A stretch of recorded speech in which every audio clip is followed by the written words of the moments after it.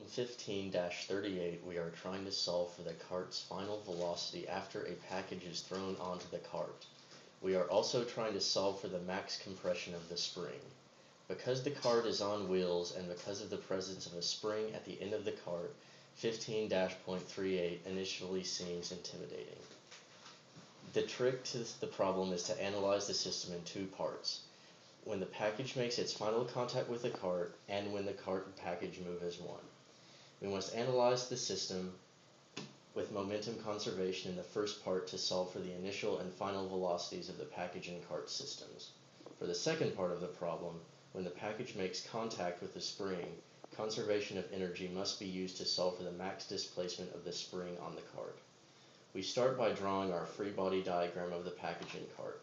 For part 1, we must find the velocity in the x direction of the package when the package initially hits the cart. Once the system is put into the momentum equation, the package's velocity at contact with the cart is the x component of its initial velocity. With the package's initial velocity, we can solve for the cart's final velocity, which is the same as the package's, since you must combine the cart and the package as one object. To solve for the spring's displacement, we must use the conservation of energy of the entire process. The displacement can be solved in the second part of the energy conservation equation, where the spring is compressed. We can use the energy conservation now since we have solved for the final velocity of the package and cart, leaving the compression of the spring S as the only unknown in our equation.